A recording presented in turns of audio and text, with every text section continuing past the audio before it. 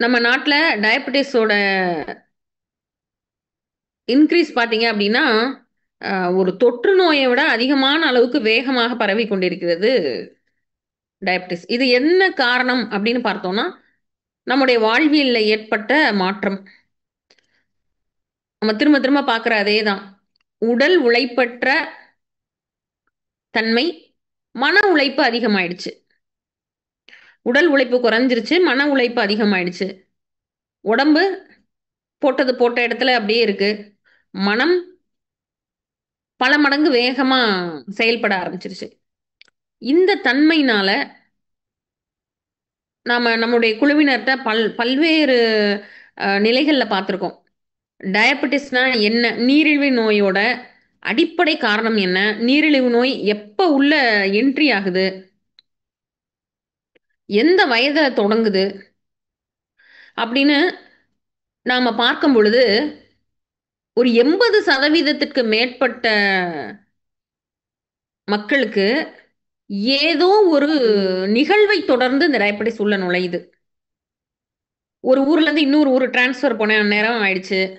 அந்நேரம் sugar level அந்நேரம் தான் கவனிச்சு பார்க்குறேன். அந்நேரம் தான் தலை சுற்றல் வரத் தொடங்குச்சு. Sugar level ஜாஸ்தியாச்சு. ஏதேனும் வீட்ல உள்ள விருப்பமான நபரோட இழப்பப்ப இந்த மாரி ஆயிடுச்சு. ஏதேனும் உறவுகளோட இழப்பு, உறவுகளோட ஏற்பட்ட பிரச்சனை, தொடர்ச்சியான மன அழுத்தம்.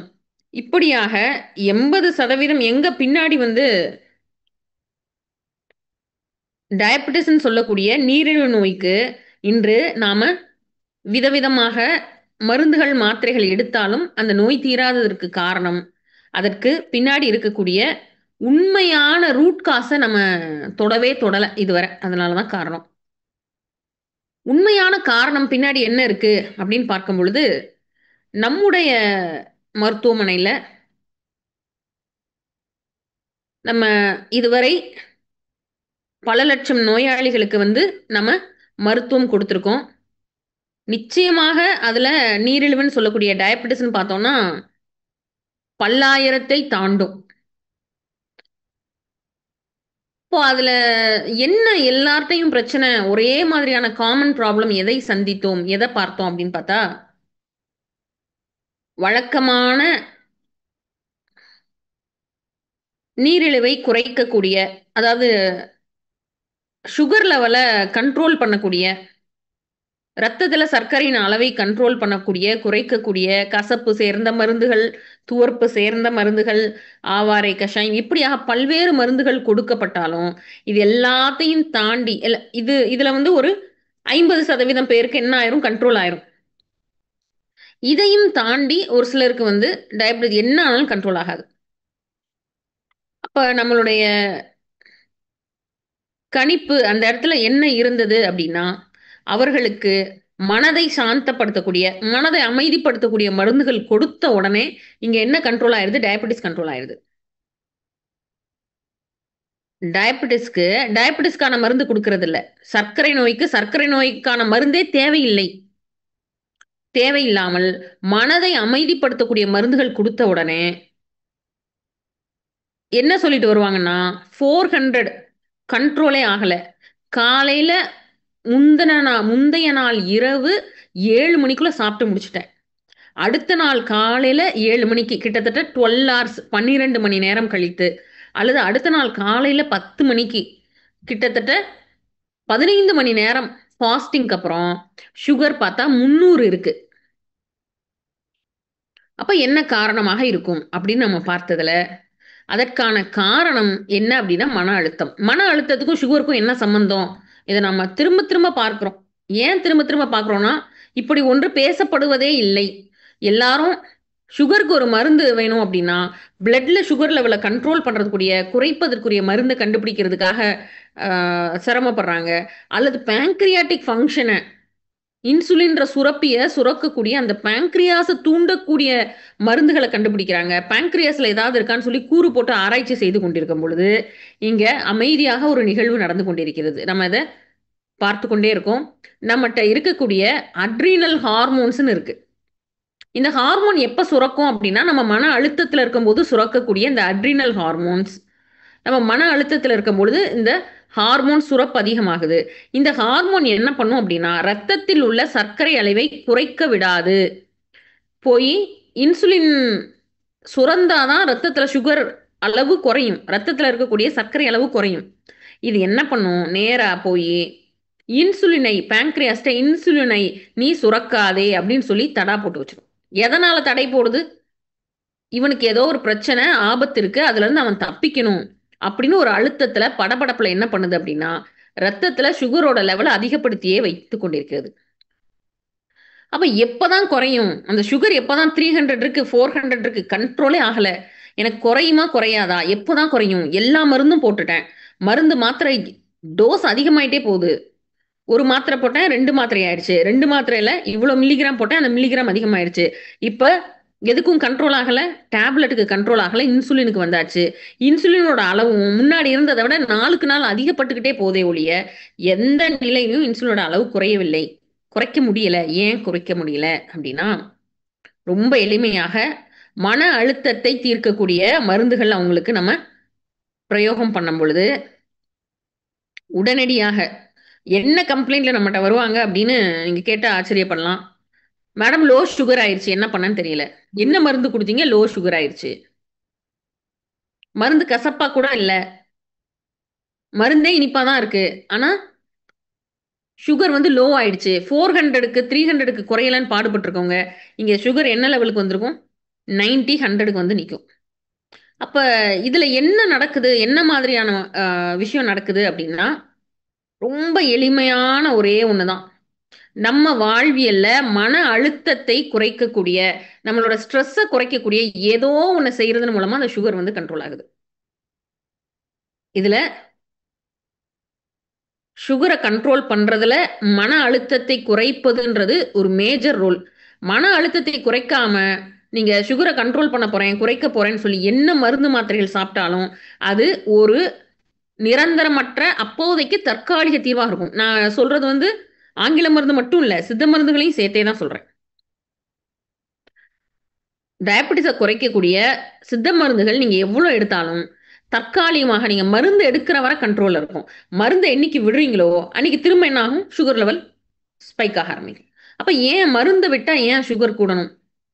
ஒண்ணு ஆங்கில மருந்து எடுத்தாகணும், இல்லாட்டினா சித்த மருந்து எடுத்தாகணும், அல்லது வேறு ஏதேனும் ஒரு மருத்துவ முறையில மருந்து எடுத்துக்கொண்டே இருக்க வேண்டியது கூடிய சூழல் இத நிப்பாட்டணும் அப்டின்னா, மன அழுத்தத்தை குறைக்கக்கூடிய பிராக்டிஸஸ நம்ம செய்ய வேண்டி வரும்.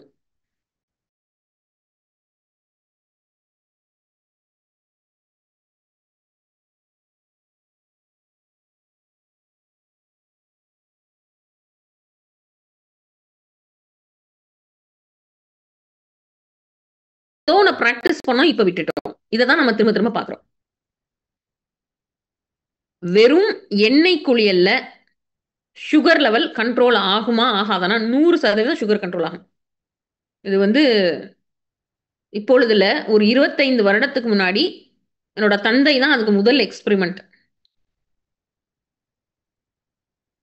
காயத்திருமேனின்னு ஒரு தைலம் காய்ச்சினேன். தலைக்கு தேய்ச்சு குளிக்கக்கூடிய எண்ணெய்.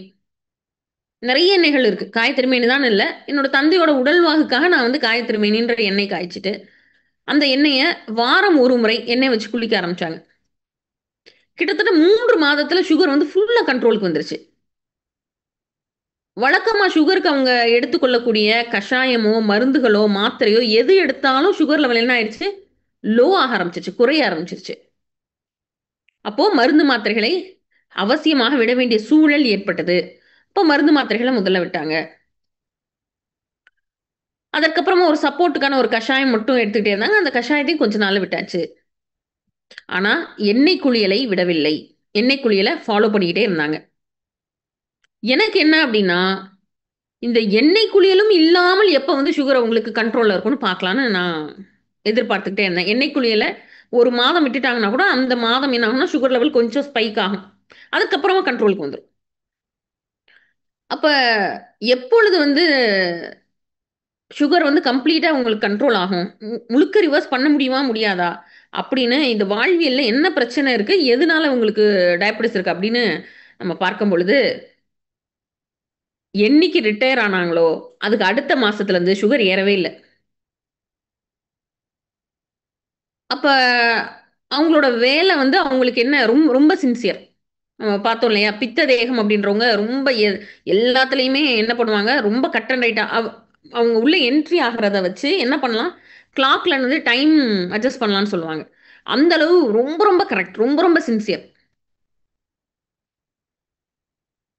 அப்போ வேலை சார்ந்த மன அழுத்தம், வேலை சார்ந்த மனதுல அழுத்திட்டு இருந்தக்கூடிய அந்த வேலை பளு என்ன பண்ணியிருக்குன்னா, அவங்களுக்கு எப்பொழுதுமே சுகர் லெவல் என்ன பண்ணியிருக்கு, ஹையாவே வச்சிருந்திருக்குது. மன அழுத்தம் இருந்துகிட்டே இருந்திருக்குது. நம்ம திரும்ப திரும்ப பார்க்குறோம். மன அழுத்தம் இருந்தது அப்டின்னா, உடனே அட்ரினல்ன்ற ஹார்மோன் சுரக்கும். அட்ரினல் ஹார்மோன் சுரந்து, அது போய் இன்சுலின "நீ சுரக்காத" அப்படின்னு சொல்லி ஸ்டாப் பண்ணி வைக்கும். நிப்பாட்டி வச்சுடும். நீங்க என்ன மருந்து, மாத்திரை சாப்பிட்டாலும் நீங்க வந்து அது இன்சுலின வந்து சுரக்க விடாது. சுரக்க விடாம நிப்பாட்டி வச்சுருது. இங்க வந்து சுகர் லெவல் பிளட்ல ஜாஸ்தியாவே மெயின்டெயின் பண்ணிக்கிட்டே இருக்கும். அது நம்ம உடம்பு நம்மளுக்கு செய்ற நன்மை. அத நம்ம என்ன பண்ணிடுறோம்? தீமையாக ஒரு நோயாகவே மாற்றிக்கிறோம். எண்ணெய் குளியல். வாரம் 2 முறை எண்ணெய் குளியல். ஆண்களுக்கா இருந்தா புதன், சனி. பெண்களாக இருந்தால் செவ்வாய், வெள்ளி. ஏன் இது என்ன இந்த நாள் தானா? இது ஏதோ மூட நம்பிக்கை அப்படிலாம் எடுத்துக்க வேணாம். எல்லாமே அறிவியல் ரீதியாக, சித்த மருத்துவ அறிவியல் ரீதியாக எல்லாத்துக்குமே ப்ரூஃப் இருக்கு. ஏன் பெண்கள்னா செவ்வாய், வெள்ளி? ஏன் ஆண்கள்னா புதன், சனி? இந்த நாட்கள் இல்லாமல் வேறு நாட்களில் எண்ணெய் தேய்த்து குளித்தா என்ன ஆகும்? என்ன ஆகும்னு சித்த மருத்துவ நூல்ல என்ன குறிப்பிட்டிருக்காங்களோ, அதே தொந்தரவுகள் வந்திருக்கு. ஞாயிற்றுக்கிழமை எண்ணெய் தேய்த்து குளிக்கும் பொழுது. இப்ப எண்ணெய் குளியல் அப்படின்ற ஒரே ஒரு விஷயம், பல்வேறு நோய்களுக்கு ஒரு தீர்வா இருக்கு. அது என்னலாம் என்னலாம் பிரச்சனைக்கு இந்த எண்ணெய் குளியல் தீர்வா இருக்கு? அப்படின்றத நாம வந்து சித்தர் வாழ்வியல் அப்படின்ற கோர்ஸ்ல நம்ம ரொம்ப கிளியரா பார்ப்போம். என்னன்னா, எந்தெந்த உடல் தன்மைக்கு என்னென்ன மாதிரியான எண்ணெய். இப்ப எண்ணெய் வழக்கம் போல சும்மா நம்ம போன வாரம் பார்த்தோம். பல் துலக்குதல்னு எடுத்துட்டாலே, அதிலேயே 1000 ஸ்கூல் ஆஃப் தாட் இருக்கு. 1, 2 இல்ல. 1000 ஸ்கூல் ஆஃப் தாட் இருக்கு. தண்ணீர் கொடுத்தல்னு எடுத்துட்டா, அதுல ஒரு 100 ஸ்கூல் ஆஃப் தாட் இருக்கு. இதே போல எண்ணெய் குளியல் அப்படின்னு எடுத்துட்டோம்னா, திரும்பவும் ஏற்கனவே எண்ணெய் தேய்ச்சு குளிச்சுட்டு இருந்தோம். கொஞ்ச நாள் ஒரு 100 வருஷம், 150 வருஷம் அந்த பழக்கத்த விட்டுட்டோம். 100 கூட இல்ல. ஒரு 40, 50 வருடமா சுத்தமா அந்த பழக்கத்த விட்டுட்டோம். இப்போ எண்ணெய் குளியல் அப்படின்றது எப்பொழுது மட்டும் அப்படின்னு ஆயிருச்சு. தீபாவளிக்கு மட்டும் தான் எண்ணெய் குளியல் அப்படின்னு ஆயிடுச்சு. அப்ப எண்ணெய் குளியல் வருஷத்துக்கு ஒரே ஒரு நாள் தான் எண்ணெய் குளியல் அப்படின்ற நிலைக்கு கொண்டு வந்து அந்த நிலையில நம்ம நின்னுட்டோம். அப்போ ஒரு பெரிய கேப் விழுந்துருச்சு. இப்ப திரும்ப எண்ணெய் குளியல் ஆரம்பிக்கும் பொழுது, எப்படி எண்ணெய் தேய்த்து குளிப்பது? எந்த நேரத்துல எண்ணெய் தேய்ச்சு குளிக்கிறது? எந்த எண்ணெய் தேய்த்து குளிப்பது? எவ்வளவு எண்ணெய் வைத்து குளிப்பது? எல்லாருக்கும் ஒரே மாரியான எண்ணெய் குளியல் ப்ராசஸ் ஓகேவா? அல்லது ஒவ்வொரு இண்டிவிஜுவல பொறுத்து இது மாறுபடுமா? இப்படியாக பார்க்கும் பொழுது, திரும்பவும் நம்ம 5 விஷயம் பார்த்தோம் இல்லையா? நிலம் அப்படின்ற விஷயம் பார்த்தோம். சிறு பொழுதுன்னு ஒண்ணு பார்த்தோம். பெரும்பொழுதுன்னு ஒண்ணு பார்த்தோம். இந்த நிலம், பொழுது, காலம், நமது உடலின் தன்மை அப்படின்னு பார்த்தோம். அடுத்து மற்றதுல உணவோட தன்மை பார்த்தோம். இதுல நம்ம பயன்படுத்தக்கூடிய எண்ணெயின் தன்மை. கேரளால தலைக்கு எண்ணெய வச்சுட்டு, ஷாம்பூலாம் போடுறதுல சீயக்காலாம் இல்ல. அப்படியே தலையில தண்ணி ஊத்திட்டு, அந்த தலையில தண்ணியும் இருக்கும், எண்ணெயும் இருக்கும். நீங்க கேரளாவோட டவுன் பஸ்லலாம் பிரயாணம் பண்ணி பார்த்திருந்தீங்கன்னா, அந்த பஸ் முழுக்க என்ன இருக்கும்? சீட்டுக்கு பின்னாடி ஃபுல்லா ஆயிலா தான் இருக்கும். நம்ம தலைக்கு எண்ணெய் தேய்ச்சுட்டுலாம் போவே தேவையில்ல. நம்ம தலைக்கு எண்ணெயே நம்ம நம்ம வழக்கம்னு ஒண்ணு இருக்குல்ல. ஓரளவு லைட்டா எண்ணெய் வச்சுப்போம். தலைமுடி ஃபுல்லா இதா இருக்கும். நம்ம அதே தலையோட கேரளாவோட ஒரு டவுன் பஸ்ல போனோம்னா, நல்லா சொலம்ப எண்ணெய் தேய்ச்சா எப்படி இருக்குமோ, அந்த அளவுக்கு தலை ஃபுல்லா எண்ணெய் ஆயிரும். சரி. அங்க அந்த கிளைமேட் கண்டிஷனுக்கு அது ஓகே. ஏங்க கேரளாலலாம் சும்மா அப்படியே தேங்காய் எண்ணெய தலையில வச்சுட்டு தண்ணீய ஊத்திட்டு அவங்க பாட்டுக்கு போறாங்க. அதே வழக்கத்த இப்ப நாம தலையில நல்லா எண்ணெய தேய்ச்சுட்டு, தேங்காய் எண்ணெய நல்லா தலையில வச்சுட்டு, நல்லா அதோட தண்ணி ஊத்திட்டு போனோம்னா, என்ன பண்ணும்? மதியம் வர்றதுக்குள்ள வீடு வந்து சேருவதற்குள், கூடவே சேர்த்து தலைவலி, சைனஸு, தலபாரம் அப்படியே இழுத்து கொண்டு போய் காய்ச்சல்ல போய் விட்டுரும். அப்ப நம்மளுடைய முதல் கிரைட்டீரியா என்ன அப்படின்னா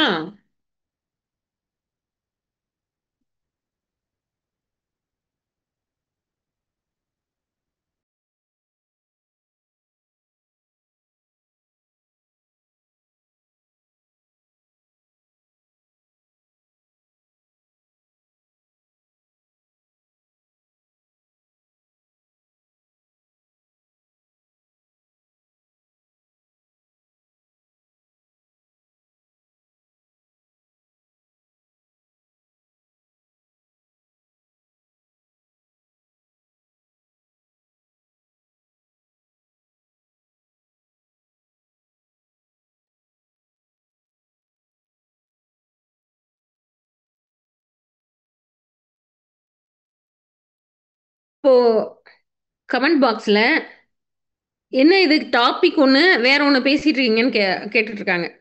ஒண்ணும் இல்ல. வழக்கம் போல நம்ம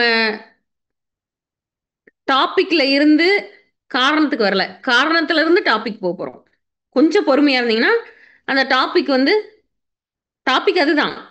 அந்த டாபிக் போறதுக்கு ஒரு 2, 3 படி இருக்கு. அப்போ இந்த எண்ணெய் குளியல் அப்படின்ற இந்த ஒரு வழக்கம் நம்முடைய வாழ்வியல் சார்ந்த பல்வேறு பிரச்சனைய சரி பண்ணக்கூடியது. இப்போ நம்ம பார்த்தோம். அப்ப கேரளால திரும்பவும் அதே 5 தான். கேரளால இருக்கக்கூடிய வாழ்வியல்ல அவங்க எண்ணெய் எப்படி பயன்படுத்துறாங்க, அவங்க எப்படி எண்ணெய் தேய்த்து குளிக்கிறார்களோ, அதே போல இங்க தமிழ்நாட்டுல நம்ம அதே விஷயத்த நம்ம பிராக்டிஸ் பண்ண முடியுமா அப்படின்னா, நிச்சயமாக முடியாது. ஒரே நிமிஷம்.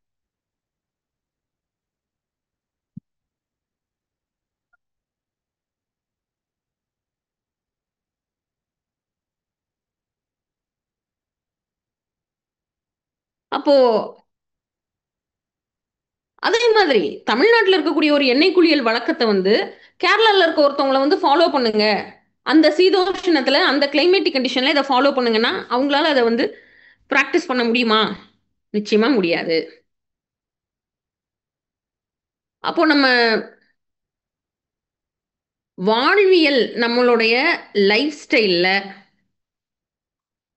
ஒரு சின்ன வழக்கம், ஒரு சின்ன பழக்கத்த உள்ள இம்ப்ளான்ட் பண்ணிட்டோம் அப்படின்னா, எண்ணெய் குளியல் அப்படின்னு ஒரு சின்ன பழக்கத்த உள்ள கொண்டு வந்துட்டோம்னா, இது எத்தனை விதமான நோய்கள சரியாக்கும்.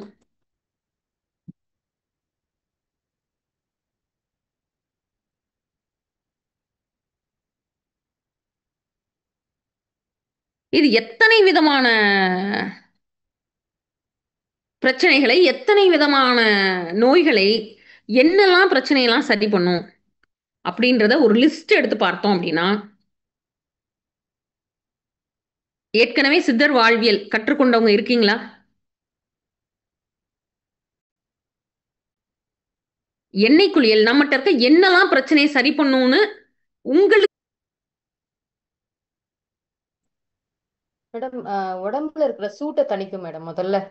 ம். அதனால கண் எரிச்சல், கண் பார்வையெல்லாம் கூட இதனால சரி எனக்கு சரியா இருக்கு மேடம். ஏன்னா இந்த லெஃப்ட் ஐ வந்து கொஞ்சம் ரொம்ப சூடா இருந்தது. இப்ப கூட சீக்கா அப்படிலாம் வாங்கினதை வச்சிருக்கேன் நானு. நாளைக்கு எண்ணெய் குளியலுக்காக வேண்டி எடுத்து வச்சிருக்கேன். இதுலேருந்து எண்ணெய் வாங்கியிருக்கேன் நம்மளுடைய இதுலேருந்து, சித்தர் வனத்துலேருந்து. ஸோ அந்த எண்ணெய் தான் தேய்ச்சி குளிக்கிறேன். அதனால ஹேர் எல்லாம் வந்து நல்ல ஒரு க்ளோயிங்கா இருக்கு மேடம். அதுக்கப்புறம் வந்து முன்னாடி ஸ்பிளிட்டன்ஸ் இருந்தது, தேங்காய் நார் மாதிரி இருக்கும். இப்போ ஷைனி, அது மாதிரி ஷைனியாலாம் அட்வர்டைஸ்மெண்ட்டை தான் நான் பார்த்துருக்கேன் மேடம். அதை நினைச்சேன் அதெல்லாம் ஆர்டிஃபிஷியல், அது மாதிரிலாம் இருக்கவே இருக்காதுன்னு. இந்த ஏஜ்ல என்னுடைய 55வது வயசுல என்னோட ஹேர் இப்ப அது மாதிரி டெக்ஸ்சர் வந்திருக்கு.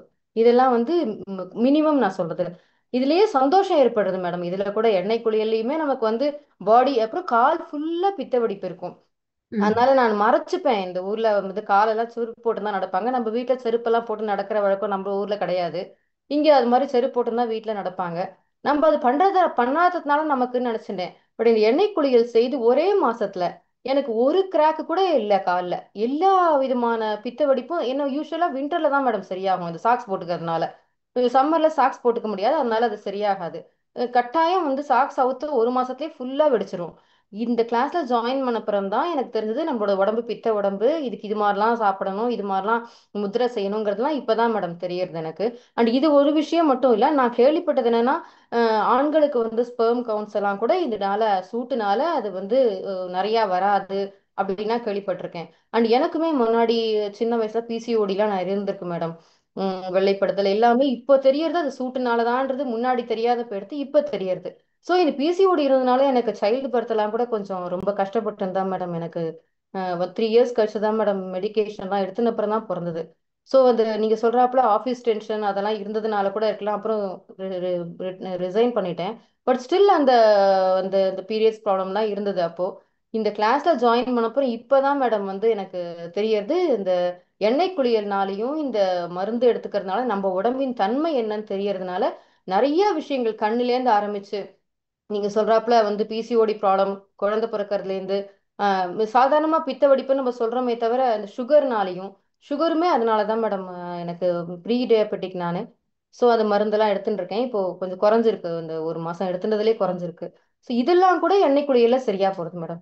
Super ma'am. கரெக்ட்டா எண்ணெய் குளியல் பிராக்டிஸ் பண்ற ஒருத்தவங்களே கரெக்ட்டா சிக்கியிருக்கீங்க. நம்ம வந்து ஆமா.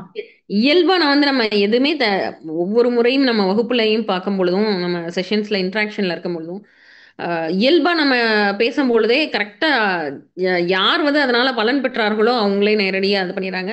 அப்போ இப்ப இப்ப மேடம் சொன்னதுலருந்து கிட்டத்தட்ட 5 பாயிண்ட்ஸ் எடுத்துக்கலாம். என்னன்னா, கூந்தல் வளர்ச்சி. நம்மளுடைய முடி வந்து மேடம் சொன்னபடி நல்லா ஷைனிங்கா ஆக ஆரம்பிச்சது. அது அந்த ஷைனிங் டெக்ஸ்சர்லாம் ஒரு அ செயற்கையான ஒரு இதில தான் வரும் அப்படின்னு பார்க்கும்பொழுது, எண்ணெய் குளியல் மூலமாக எண்ணெய் குளியல்னா பர்ட்டிகுலரா இப்ப மேடம் தெரிவித்தது என்னன்னா, நம் உடல் தன்மையை 10 வகையா பிரித்து, அதில நம்ம உடல் தன்மைக்கு ஏற்ற எண்ணெய் குளியல். அப்ப நம்ம உடல் தன்மைய பற்றின நம்மளுக்கு வந்து ஒரு தெளிவு வேணும். எந்த உடல் தன்மைக்கு எந்த எண்ணெயை பயன்படுத்துவது அப்படின்றது வேணும். இப்ப நம்ம மருத்துவமனையில பார்த்தீங்கன்னா, 10 டைப் ஆஃப் ஆயில் வச்சிருப்பாங்க. நீங்க என்ன உடல் தன்மை நீங்க ஃபில் பண்ணி குடுக்குறீங்களோ, அந்த ஆயில் எடுத்து குடுத்துருவாங்க.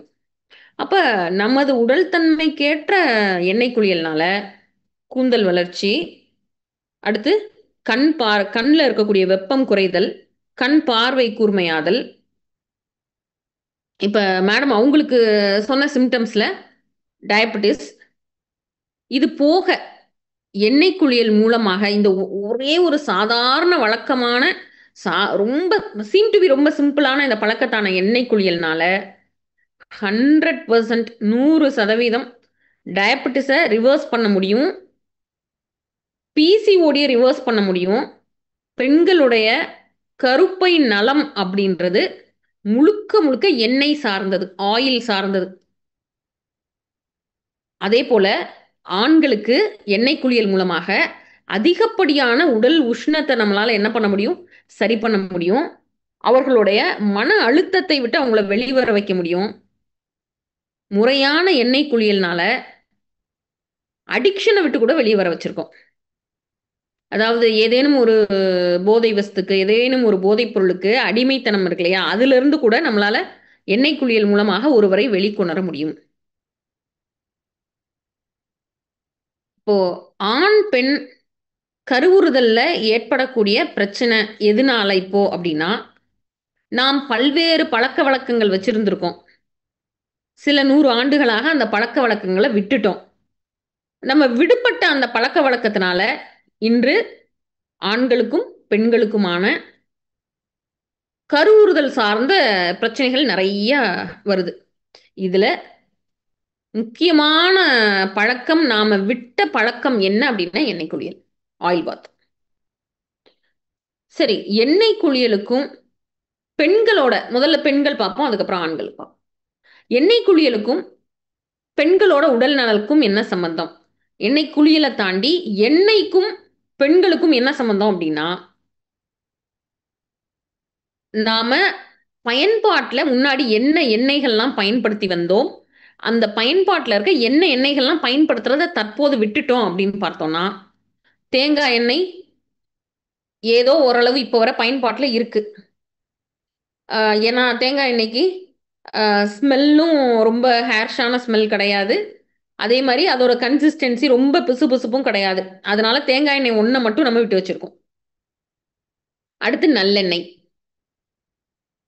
அதற்கப்புறமாக நாம மறந்து போய்விட்ட விளக்கெண்ணெய். 4வதாக வேப்பெண்ணெய். இந்த 4 வந்து ரொம்ப பிரதானமா பெண்களுக்கு உதவக்கூடிய இந்த 4ம் வந்து ரொம்ப ரொம்ப பிரதானமா பெண்களுக்கு உதவக்கூடியது.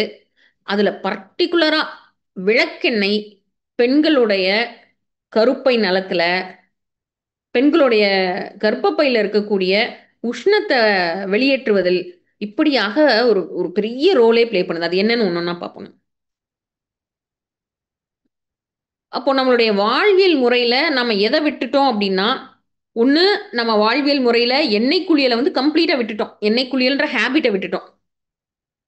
எண்ணெய் குளியல்ன்ற ஹேபிட்ட விட்டதோட சேர்த்து, பல்வேறு எண்ணெய்களோட பயன்பாட்டையும் விட்டுட்டோம். பலவேறு எண்ணெய்கள் பயன்படுத்தக்கூடிய அந்த பயன்பாட்ட விட்டுட்டோம். அதுல நல்லெண்ணெயை எப்படி பயன்படுத்துவது? எந்த காலகட்டத்தில நல்லெண்ணெய் எப்படி பயன்படுத்துறது?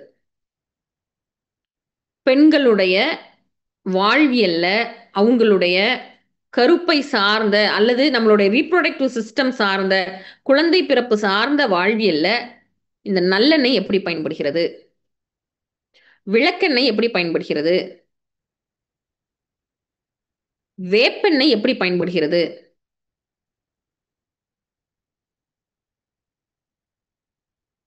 அடுத்து வந்து நம்ம தேங்காய் எண்ணெய், கடலை எண்ணெய் அதையும் சேர்த்துக்கலாம். அதையும் விட்டுட வேண்டாம். தேங்காய் எண்ணெய், கடலை எண்ணெய் வழக்கமாக நம்ம பயன்படுத்துறது.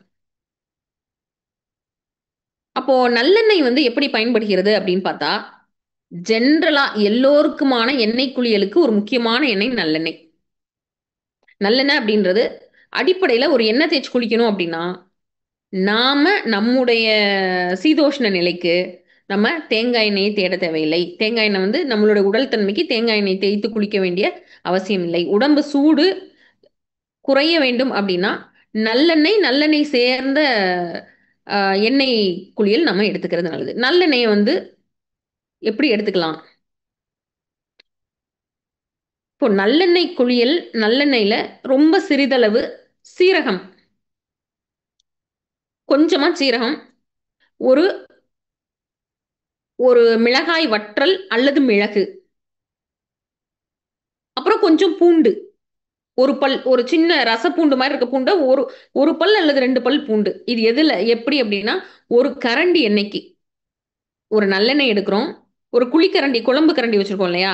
அதுல நல்லெண்ணெயை எடுத்து நார்மலா நம்மளோட கேஸ் ஸ்டவ்ல லேசா சூடு பண்ணி, அதுல முதல்ல சிறிதளவு சீரகம், சீரகம் பொரிஞ்ச உடனே தட்டி மிளகை தட்டி போடுறது. மிளகு லேசா பொரிய ஆரம்பிச்ச உடனே சிறிதளவு பூண்டு, பூண்டு, சீரகம், மிளகு இந்த மூணையும் போட்டு அப்படியே அந்த கரண்டியை அந்த பக்கம் நகட்டி எடுத்துப்போம். எடுத்துட்டு அந்த கரண்டியில் இருக்க எண்ணெயை லேசா ஆறுன உடனே ஒரு டம்ளர்லயோ ஒரு கிண்ணத்திலையோ மாற்றிக்கொண்டு அந்த எண்ணெயை தலைக்கு வைத்து குளிக்கிறது. அடடா, எண்ணெய் குளியலுக்கும் பெண்கள் கருப்பை நலத்துக்கும் என்ன சம்பந்தம் அப்படின்னா, திரும்பவும் பிசிஓடி இருக்கக்கூடிய பெண்கள் எப்படி நம்ம வந்து எண்ணெய் குளியல்ல டயபெட்டிஸை ரிவர்ஸ் பண்ண முடியும் அப்படின்னு பார்த்தோமோ, டயபெட்டிஸ்க்கான மருந்துகளை ரிவர்ஸ் பண்ண முடியும்னு பார்த்தோமோ, அதே போல கிட்டத்தட்ட டயபெட்டிஸ் மாதிரியே அப்படியே ஒத்து இருக்கக்கூடிய பிரச்சனை என்னன்னா பெண்களுக்கு வரக்கூடிய பிசிஓடி. டயபெட்டிஸ்க்கு எப்படி நம்மளுடைய வாழ்வியல்ல மன அழுத்தத்தை அதிகமாக்கிக்கிறதுனால வந்ததோ, அதே போல பிசிஓடி. இப்போ நீங்க பிசிஓடிக்கு ஆங்கில மருத்துவத்துல ஏதாவது மருந்து குடுக்குறாங்களா அப்படின்னு பார்த்தா, ஏதேனும் மருந்து இருக்கான்னு பார்த்தா, மெட்ஃபார்மின்னு சொல்லக்கூடிய டயபெட்டிஸ் குடுக்கக்கூடிய அதே மருந்து தான் இங்க பிசிஓடிக்கு குடுப்பாங்க. ஏன்னா 2ம் வேலை பார்க்கக்கூடிய மெக்கானிசம் ஒரே மாதிரியான ட்ராக்ல வேலை பார்க்குது. அப்போ பிசிஓடி அப்படின்றது பாலிசிஸ்டிக் ஓவரியன் டிசீஸ் அல்லது பாலிசிஸ்டிக் ஓவரியன் சிண்ட்ரோம். இந்த தொந்தரவு இருக்கும் பொழுது கருவுறுதல் அப்படின்றது ரொம்ப சிரமம். ஏன்னா கருவுறுவதற்கு முதல்ல என்ன வேணும்? கருமுட்டை வேணும். ஆரோக்கியமான கருமுட்டை வேணும் கருவுறுவதற்கு. இந்த ஆரோக்கியமான கருமுட்டை என்ன ஆகும் அப்படின்னா, பிசிஓடியில ஆரோக்கியமான கருமுட்டை உருவாவதில்லை. இப்ப எப்படி டயபெட்டிஸ் வந்து ஜெட் வேகத்துல முன்னேறிட்டே போதோ, மேல ஏறிக்கிட்டே போதோ, அதே போல நம்முடைய வாழ்வியல்ல மிகப்பெரிய ஒரு பெண்கள் சார்ந்த வாழ்வியல்ல பெரிய ஒரு பிரச்சனை வருது அப்படின்னா, தைராய்டு, பிசிஓடி இந்த 2. இப்போ முன்னாடி தைராய்டு இவ்ளோ கிடையாது. பிசிஓடியும் இந்த அளவு உச்சத்துல கிடையாது. அப்போ பிசிஓடிக்கும் தைராய்டுக்கும் என்ன நமக்கிட்ட இருக்கக்கூடிய என்ன நம்ம நம்ம வாழ்க்கையில என்ன குளறுபடியை பண்ணி வச்சிருக்கோம் அப்படின்னு பார்த்தா, ஒரு மன அழுத்தமான வாழ்வியல் முறை ஏற்படுத்தி வச்சிருக்கோம். இவ்வளோ படிக்கணும், இவ்வளோ மார்க் வாங்கணும், இவ்வளோ டார்கெட்டு, இந்த ஜாபுக்கு போணும். அப்ப இயல்பாகவே ஒரு குளுமையான மனநிலையில இருக்க வேண்டிய பெண்களுக்கு என்ன பண்ணிடுறோம்? அதிகமான ஒரு அழுத்தத்த குடுத்து, மன அழுத்தத்த குடுத்து அவ்வளோதான். ரொம்ப சிம்பிள். அதுதான் பிசிஓடிக்கான மேஜரான ரீசன். அப்போ உடல் உழைப்பற்ற தன்மை, மன உழைப்பு அதிகமாயிடுச்சு, உடல்ல உழைப்பு இல்ல. எண்ணெய் குளியல்ல பிசிஓடிய ரிவர்ஸ் பண்ண முடியுமா? நிச்சயமா முடியும். ஒபிசிட்டிய ரிவர்ஸ் பண்ண முடியும் எண்ணெய் குளியல்ல. எண்ணெய் குளியல்ல பிசிஓடிய நம்மளால ரிவர்ஸ் பண்ண முடியும். கம்ப்ளீட்டா நார்மல் பண்ண முடியும். இது நார்மலான நல்லெண்ணெய் சேர்ந்த எண்ணெய் குளியல். அப்ப பெண்களினுடைய கருப்பை நலத்துல முக்கியமானது என்னன்னா நல்லெண்ணெய். சரி, இந்த கருப்பை நலம் எங்க இருந்து ஸ்டார்ட் ஆகுது அப்படின்னா, பெண்கள் வந்து சிறு குழந்தைகளா இருக்கும்போதே நம்மளுடைய உணவுலயும், வாழ்வியல்லையும் பெண்களுக்கான பல்வேறு விதமான பிராக்டிசஸ் முறைகள நம்ம எடுத்து வச்சிருந்தோம். முக்கியமா பெண்கள் வயதுக்கு வரக்கூடிய அந்த தருணம். பெண்கள் வயதுக்கு வரக்கூடிய தருணத்துல, நாம எடுக்கக்கூடிய அந்த நல்லெண்ணெய் இருக்கு இல்லையா? இப்போ ரிசர்ச் பண்ணி கண்டுபிடிச்சிருக்காங்க. நம்ம நம்ம வீட்ல என்ன சொல்லுவாங்க, ஒரு முட்டை, ஒரு பச்சை முட்டை, ஒரு கோழி முட்டை எடுத்து, அந்த இத ஓப்பன் பண்ணி, அப்படியே பச்சை முட்டைய குடிச்சிட்டு, அந்த முட்டையோட கூட்ல எத ஃபில் பண்றோம்? நல்லெண்ணெய ஃபில் பண்ணி, அப்படியே செக்கு நல்லெண்ணெய அப்படியே குடிக்க சொல்லுவாங்க. இது எல்லோருமே நம்ம எல்லாருமே கிராஸ் பண்ணி வந்திருப்போம். மேபி இந்த ஜெனரேஷன் இப்ப இருக்கக்கூடிய ஜெனரேஷன் வேணா அந்த வழக்கத்த விட்டுருக்கலாம். ஆனா முன்னாடி எல்லோருமே இத வந்து நம்ம என்ன பண்ணியிருக்கோம்? அறிந்தோ, அறியாமலோ அத பயன்படுத்திட்டு வந்திருக்கோம். இப்ப ரிசர்ச் வந்து நம்முடைய ஹார்மோன் லெவல்ஸ அவ்வளோ அழகா பேலன்ஸ் பண்றதா, அந்த நேரத்தில பீரியட் சமயத்தில வரக்கூடிய ஸ்ட்ரெஸ்ஸ கண்ட்ரோல் பண்றதா, பீரியட் சமயத்தில சுரக்கக்கூடிய ஹார்மோன்ஸோட அப்ஸ் அண்ட் டவுன்ஸ பேலன்ஸ் பண்ணி எல்லாத்தையும் சமநிலையில கொண்டு வரதுக்கு இந்த காம்பினேஷன் ஆ இருக்கக்கூடிய வேதிப்பொருட்கள் உதவுது அப்படின்னு, அ இப்போ வந்து ரிசர்ச் பண்ணி நம்ம கண்டுபிடிச்சு வச்சிருக்காங்க. அப்போ நாம நல்லெண்ணெயே வெளிய தேய்த்து, தலைக்கு தேய்த்து குளிக்கக்கூடிய அந்த வழக்கத்திலேயே நம்ம என்ன பண்ணலாம், பிசிஓடி அப்படின்ற ஒரு பிரச்சனைய விட்டு நம்மளால வெளிவர முடியும். அடுத்து நல்லெண்ணெயை உள்ள பயன்படுத்துவது எப்படி? நல்லெண்ணெயை எப்படி பயன்படுத்துவது? என்ன ஃபார்ம்ல பயன்படுத்துறது? அப்படின்னு பார்த்தா, கருப்பை நலம் எங்க தொடங்குது? ஃபர்ஸ்ட் எங்க தொடங்குது அப்படின்னா, முதல் முதல் நம்முடைய வயதுக்கு வருதல் அப்படின்ற அந்த நேரத்துல, இந்த நம்முடைய கருப்பையினுடைய நலத்துக்கான ஃபர்ஸ்ட் ஸ்டெப் வந்து தொடங்கியாச்சு. அப்பொழுது வயதுக்கு வந்த பெண்களுக்கான ஒரு ஃபார்மட் இருக்கு. என்னெல்லாம் பண்ணலாம், என்னெல்லாம் பண்ணக்கூடாது. இது ஏரியாக்கு ஏரியா மாறுபடும். இனத்திற்கு இனம் மாறுபடும். சமூகத்திற்கு சமூகம் மாறுபடும். ஏன்னா, எல்லா இனமும் ஒரே மாரி உடல் தன்மை கிடையாது. நல்ல ஒரு மலையில வளர்ந்த ஒரு மலைவாழ் இருக்கக்கூடிய ஒரு பெண்ணுடைய உடல்வாகும், உடல் தன்மையும், கடல் சார்ந்த ஒரு இடத்துல இருக்கக்கூடிய பெண்ணினுடைய உடல்வாகட ஒத்து வருமானா ஒத்து வராது. இது வேற உடல்வாகுத்தன்மை, இது வேறு உடல்வாகுத்தன்மை. அப்ப அந்தந்த சமூகம், அந்தந்த இனம், இப்ப கடல் சார்ந்த ஒரு வாழிடத்துல இருக்காங்க அப்படின்னா, அவங்கள்ட்ட ஒரு பிராக்டிஸ் வச்சிருப்பாங்க. பர்ட்டிகுலர் பிராக்டிஸ் வச்சிருப்பாங்க. அப்ப அந்த பிராக்டிஸ வந்து நம்ம ஃபாலோ பண்றம்போது, என்ன ஆகுது அப்படின்னா, அவர்களுக்கான வாழ்வியல்ல ஒரு பெரிய மாற்றம் ஏற்படுது. அப்ப வழக்கம் போல நம்ம அதே பழைய கதை தான். நம்ம எல்லாத்தையும் விட்டுட்டோம். ஒரு 100 வருடங்களாக எல்லாத்தையும் பிராக்டிஸ விட்டுட்டோம். திரும்ப நம்ம தொடங்கணும் அப்படின்னா, நம்ம முதல்ல பெண்களான நாம முதல்ல வீட்ல வாங்கி வைக்க வேண்டிய ஒரு பெரிய மருந்து ஒண்ணு இருக்கு. நல்லெண்ணெய்க்கு அடுத்து. விளக்கெண்ணெய்.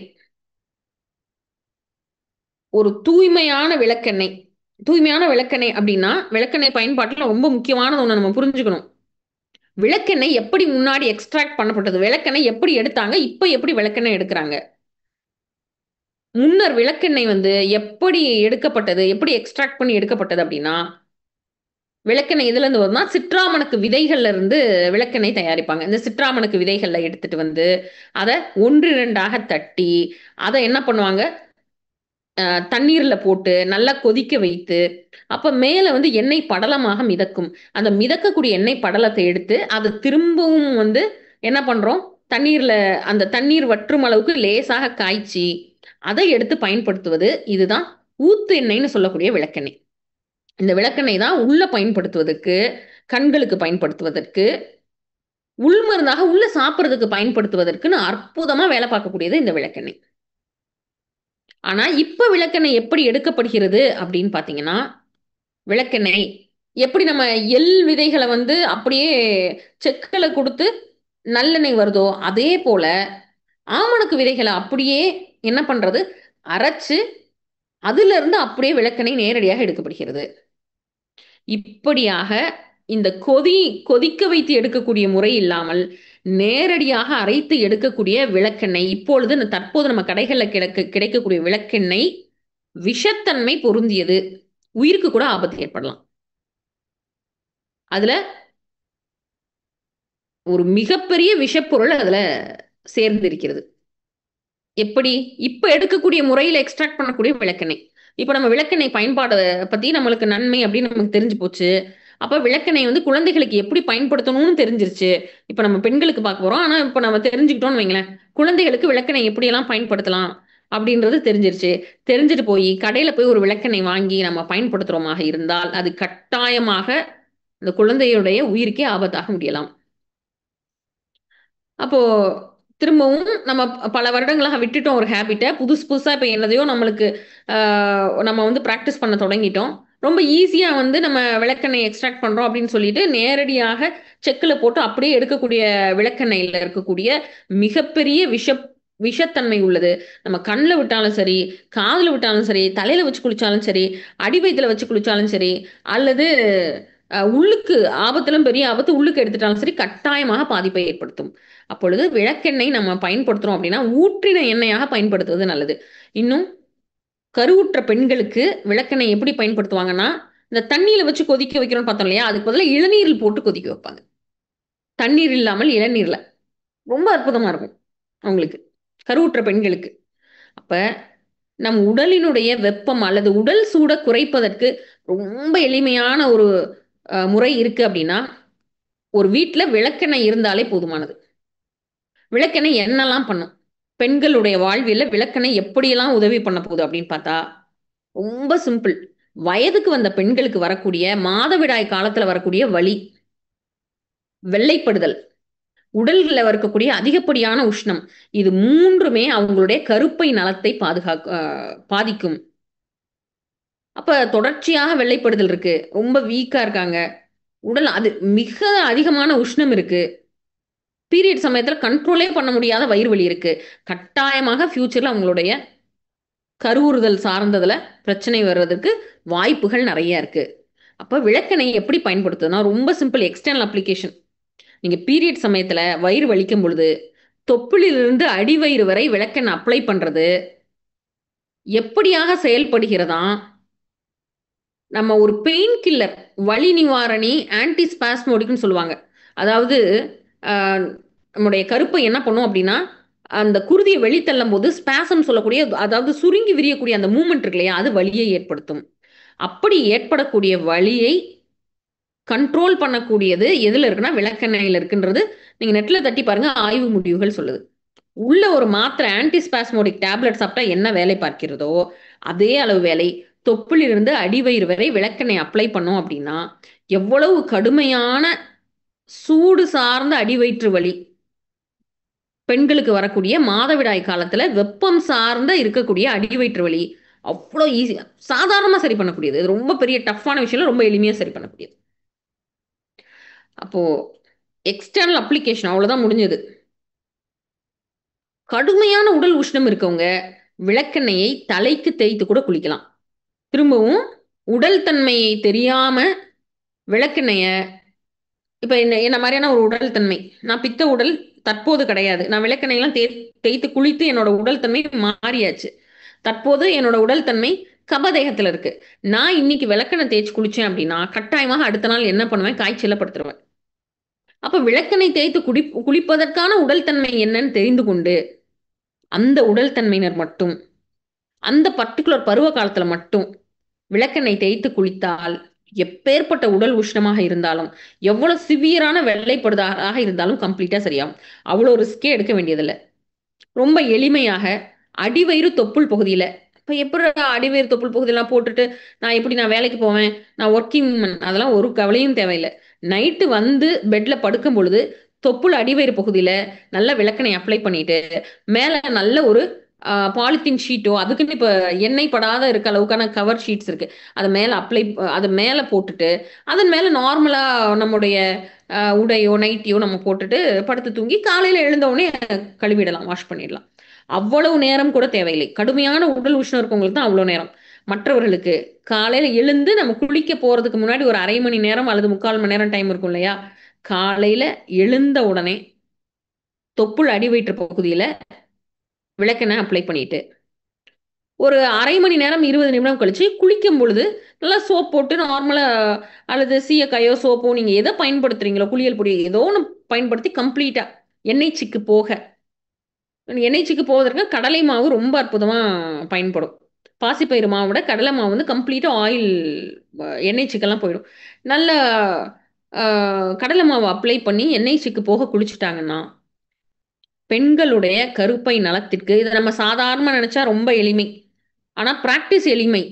ஆனால் கருப்பை நலத்திற்கு, கருப்பையில உஷ்ணம் அதிகமாகாமல் இருப்பதற்கு, எப்பொழுதுமே கருப்பை நலம் வந்து பாதுகாப்பா வைக்கிறதுக்கு இந்த ஒரே ஒரு ஹேபிட்டான தொப்புள் அடி வயிற்றுல விளக்கெண்ணெய் தடவுதல்ன்ற அந்த ஒரு ஹேபிட் போதும்.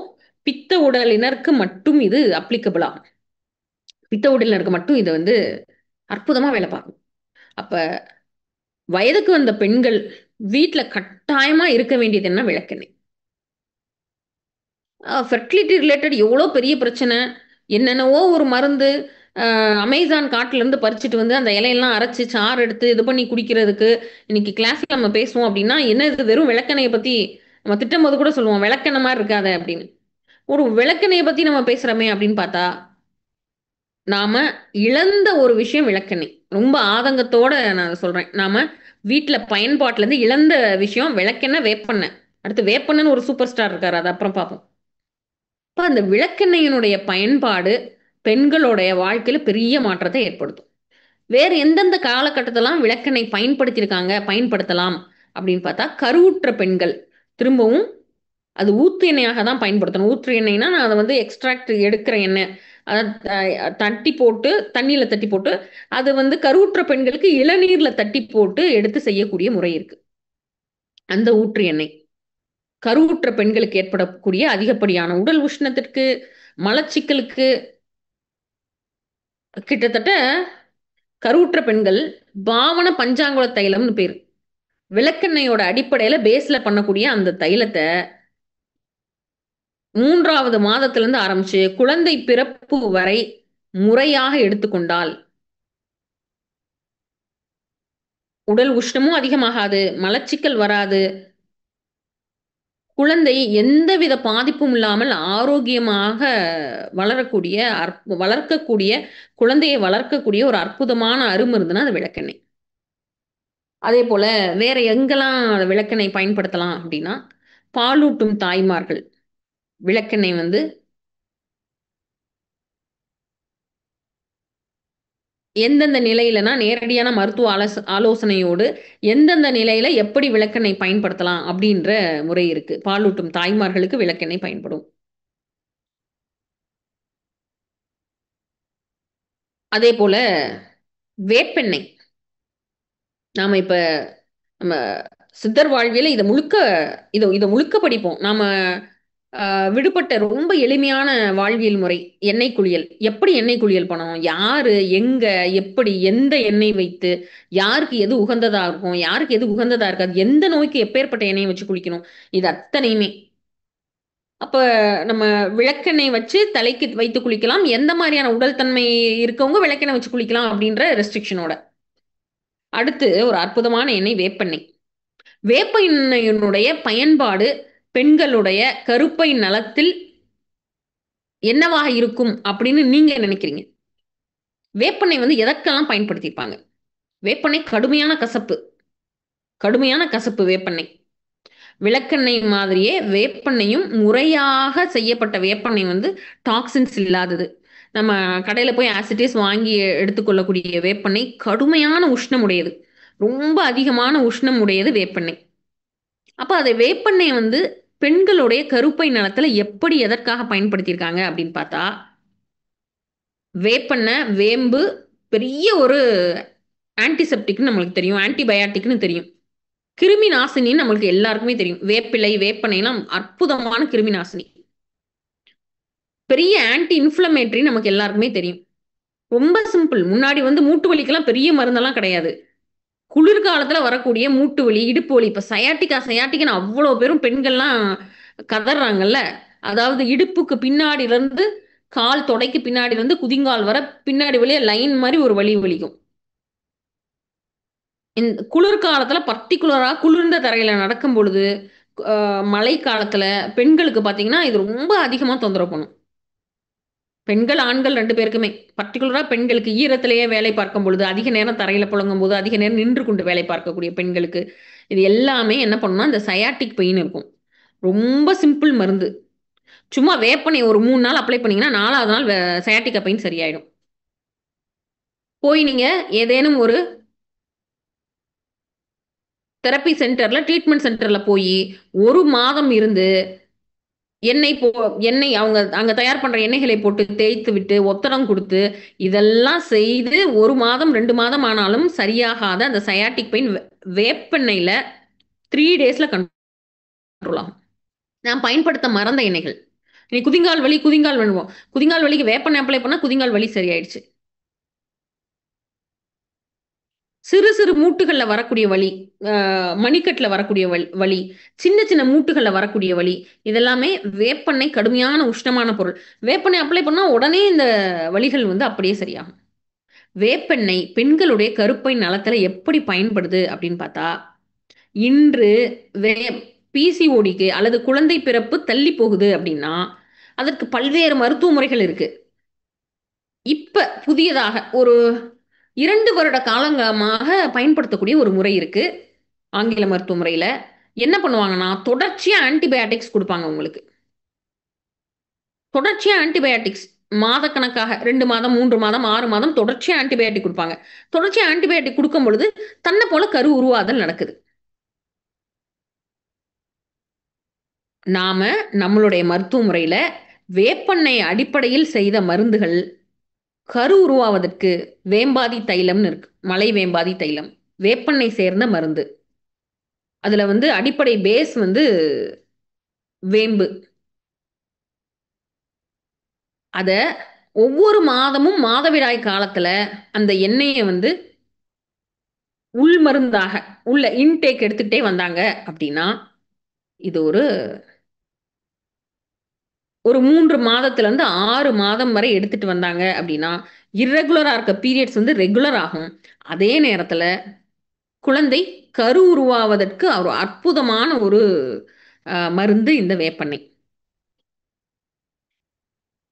இப்போ புதியதான கண்டுபிடிப்புல தொடர்ச்சியா ஆன்டிபயாட்டிக்ஸ் எடுத்து கரு உருவாதல்ல வந்து சாத்தியப்படக்கூடிய முறை இருக்கு.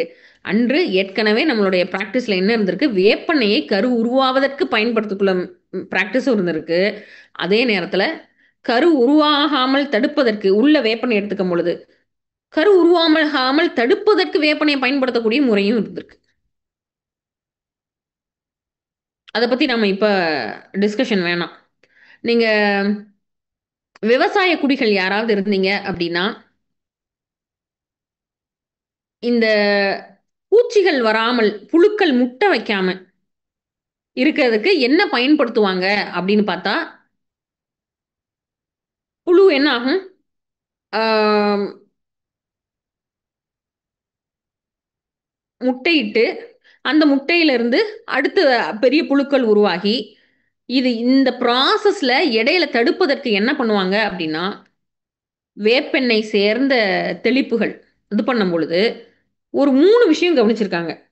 அதுல முதல் விஷயம் என்ன அப்படின்னா, அந்த புழுக்கள் முட்டை உருவாவதே இல்லை.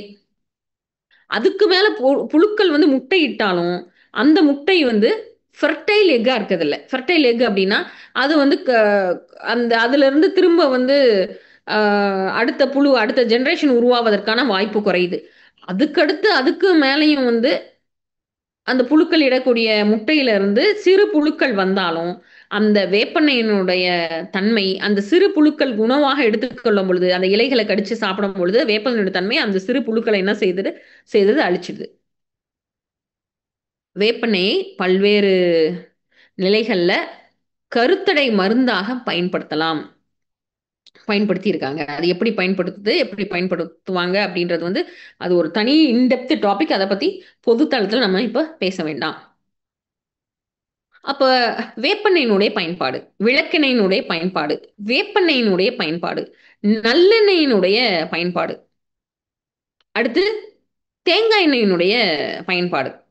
இப்படியாக எந்த எண்ணெய எப்படி முறையாக பயன்படுத்துவது அப்படின்னு நம்ம தெரிஞ்சுட்டா, பெண்களுடைய வாழ்வியல் நலத்துல இந்த எண்ணெய்களை வைத்து கொண்டே முழுக்க நம்ம ஒரு ஆரோக்கிய பெட்டகம் வீட்டில் வச்சிருக்கோம்னா பெருசாலாம் எதுவும் தேவையில்லை. இந்த 5 எண்ணெயை மட்டும் நம்ம எடுத்து வச்சுட்டோம் அப்படின்னா இந்த எண்ணெய்களின் மூலமாக பல்வேறு நோய்களை சரி பண்ண முடியும். முக்கியமாக எண்ணெய் குளியல் அப்படின்னு நம்ம ரொம்ப லகுவா லைட்டா சாதாரணமா எடுத்துக்கிறோம் இல்லையா? இந்த எண்ணெய் குளியல் மூலமாக பிசிஓடின்னு சொல்லக்கூடிய கரு உருவாவதற்கு இன்னைக்கு இன்றளவுல பெரிய தடையா இருக்கக்கூடிய அந்த ப்ராப்ளத்தை சரி பண்ண முடியும். வெறும் எண்ணெய் குளியல் மூலமாக. அதற்கு மேல் நம்மளுடைய வாழ்வியல்ல ரொம்ப ரொம்ப எளிமையான பிராக்டிசஸ். ஒவ்வொரு முறை மாதவிடாய் காலத்திலையும் என்ன உணவு எடுத்துக்கலாம், என்ன உணவு எடுத்துக்கொள்ளக்கூடாது. எள்ளு எள் உருண்டை இது என்ன பண்ணும்? ரிசர்ச் என்ன சொல்லும்? எள் வந்து ஹார்மோன்ஸ்ல ஈஸ்ட்ரஜனா, ஆண்ட்ரஜனா அல்லது எந்த ஹார்மோனை அதிகப்படுத்துது, எந்த ஹார்மோனை குறைக்கிறது. அடுத்து இன்னைக்கு அதை வந்து ரிசர்ச் பண்ணி எள் வந்து இதெல்லாம் செய்யுது அப்படின்றத நம்ம கண்டுபிடிச்சிருக்கோம். முன்னாடி இருந்தே நம்ம எதை பயன்படுத்திட்டு இருக்கோம்? கருப்பை நலத்துல எள் அப்படின்றது ஒரு முக்கியமான பங்கு வகிக்குது. நாம நம்முடைய அடிப்படையில சித்த மருத்துவ அடிப்படையில நம்முடைய சித்தர் வாழ்வியல் அடிப்படையில எள்ளை எப்படியெல்லாம் பயன்படுத்தலாம், நல்லெண்ணெயை எப்படிலாம் பயன்படுத்தலாம், எள்ளை எப்படியெல்லாம் பயன்படுத்தலாம். முக்கியமா ஒரு ரொம்ப சிம்பிளான ஒரு பொருள் ஒன்று இருக்கு. பெண்களோட கருப்பை நலத்துல ரொம்ப ரொம்ப சிம்பிள் ஆனா ரொம்ப ரொம்ப எஃபெக்டிவான டெய்லி நம்ம வீட்ல பயன்படுத்தக்கூடிய ஒரு பொருள் இருக்கு. தினமும் வீட்ல பயன்படுத்தக்கூடிய பொருள். யாராவது கெஸ் பண்ண முடியுமா?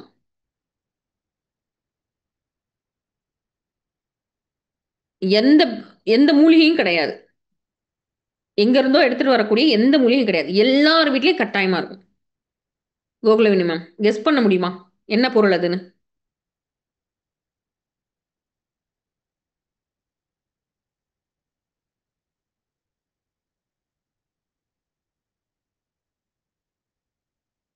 வெள்ளை பூண்டுங்க மேம். ஒரே அடி அடிச்சிட்டீங்களே நேரடியா. வெள்ளை பூண்டு. பூண்டு எப்படி ஃபர்ஸ்ட் ஸ்லாட்லயே உள்ள இருக்கிறது வெளியே கேட்டுருச்சோ? சொல்லிட்டனா? No ma'am. இல்ல, வெள்ளை பூண்டு. பெண்களுடைய உடல் நலம், கருப்பை நலம், பெண்களுடைய அதை விட ஒரு படி மேல போய் மனநலம், ஸ்ட்ரெஸ், ஆங்ஸைட்டி, டிப்ரெஷன், மன அழுத்தம், கடுமையான இறுக்கம், சோர்வு, சோகம், இது அத்தனையும் வெல்லக்கூடிய ஒரு அற்புதமான ஒரு சாதாரண பொருள் நம்ம வீட்டில் வச்சிருக்கிறது தான் வெள்ளைப்பூண்டு. இந்த பூண்டு ஒன்று வச்சுட்டு பெண்கள் சார்ந்த பெண்களோட மனநலம் சார்ந்த எல்லா பிரச்சனையும் சால்வ் பண்ணிக்கலாம். பர்டிகுலரா டிப்ரெஷன், மன அழுத்தம், டிப்ரெஸ் ஆயிறேன், ஓவர் ஈட்டிங், அதிகப்படியான உணவு எடுத்துக்கிறது, மன அழுத்தம் அதிகமாகி வீட்டில் எல்லாத்தையும் கத்துறது, எல்லாத்தையும் போட்டு உடைக்கிறது, மன அழுத்தம் அதிகமாயிருச்சு, இந்த மாதம் பீரியட்ஸ் வரல, ரொம்ப கடுமையான மன அழுத்தம் இருக்கு, 2-3 மாதங்களாக மாதவிடாய் வரல. இப்படியான எல்லா கண்டிஷன்ஸ்லையும் நமக்கு பேருதவியா இருக்கக்கூடியது வெள்ளைப்பூண்டு. அதே போல வெள்ளைப்பூண்டு அதனோடு சேர்த்து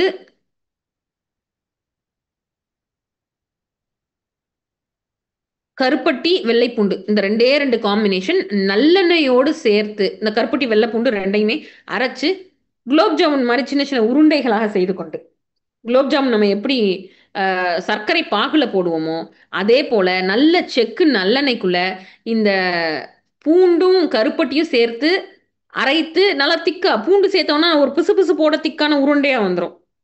கருப்பட்டியும் பூண்டும் சேர்ந்த அந்த காம்பினேஷனை குலோப் ஜாமுன் மாதிரி பெரிய உருண்டை இல்லாமல் ஓரளவுக்கு மீடியம் சைஸ் உருண்டையாக உருட்டி அதை நல்லெண்ணெயில் போட்டு ஊற வைத்து கருவுற்ற நாள்ல இதை ஊற வச்சு 3வது மாதத்தில் ஆரம்பித்து குழந்தை பிறந்ததுக்கு அப்புறமா பாலூட்டும் காலம் முழுக்க முழுக்க இந்த காம்பினேஷன் எடுத்துட்டா ஹோல் கருவுற்ற காலகட்டம் முழுக்க முழுக்க இது வந்து கருப்பை நலத்திற்கு அப்படி ஒரு அற்புதமான ஒரு அருமருந்து இந்த வெள்ளைப்பூண்டு. இது கருவுற்ற காலத்துல எடுக்கிறது மட்டும் இல்ல, இந்த பூண்டை வந்து நாம எந்த விதத்திலையும் ஒரு பூண்டு ஊறுகாயா கூட இருக்கலாம். கடுமையான மன அழுத்தம், ஸ்ட்ரெஸ்ல இருக்காங்க. ஓவர் ஈட்டிங் இருக்கு.